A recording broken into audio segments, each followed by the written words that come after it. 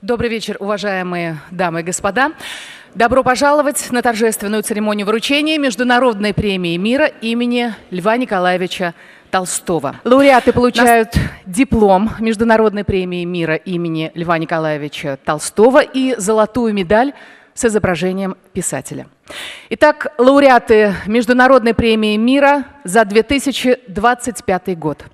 Президент Кыргызской республики Садыр Нургажоевич Жапаров. Лауреаты, примите наши поздравления. И для ответного слова к микрофону я приглашаю президента Кыргызской республики Садыра Нургажоевича Жапарова.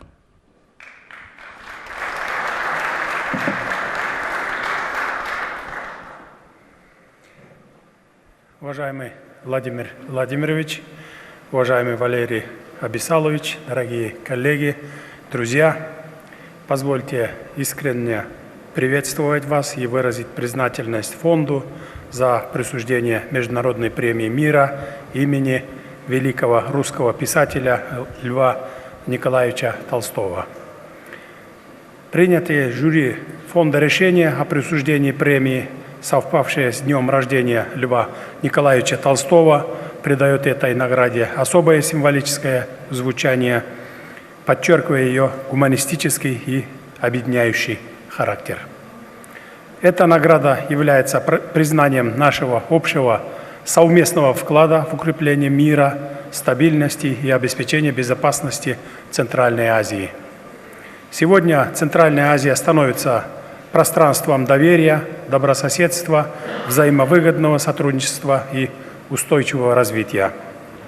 Очевидно, что окончательное урегулирование приграничных вопросов в регионе имеет огромное значение для евразийской безопасности и геополитической стабильности в целом, а также укрепляет статус интеграционных объединений и региональных форматов, участниками которых мы являемся. Достигнутые договоренности стали наглядным выражением искреннего стремления наших народов к миру, согласию и добрососедству.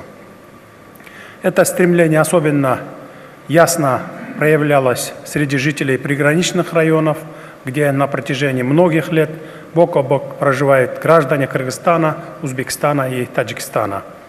Как говорил великий кыргызский писатель Чингиз Айтматов, будущее человечества возможно только через диалог культуры и народов. Наследие великих писателей, гуманистов Толстого и Айтматова направляет нас к созиданию, миру, толерантности, любви к человеку и высокой нравственной ответственности. Идеи, воплощенные в их произведениях, особенно актуальны сегодня, когда человечество остро нуждается в единстве, взаимопонимании и уважении. Именно стремление к такому созидательному будущему отражено и в национальной доктрине Кыргызской республики «Национальный дух, мировые высоты», основы которой созвучны статуту премии, ведь они обращены к человеку, к его внутреннему миру, к его способности быть источником мира и добра. Отдельно хочу выразить слова признательности президенту Российской Федерации, уважаемому Владимиру Владимировичу Путину, за постоянное внимание и вклад в углубление союзнических отношений, всестороннего стратегического партнерства между нашими странами и выстроенный особо доверительный политический диалог. Желаю фонду дальнейшего развития в вашей благородной миссии. Пусть ваша деятельность продолжает вдохновлять людей на созидательные поступки, консолидировать сообщество вокруг благородных людей, поддержания мира и безопасности, а также продвигать традиционные ценности, культурные и образовательные цели для гармоничного общества. Благодарю за внимание. Спасибо, Садыр Нургажоевич. Приглашаем вас спуститься в зал.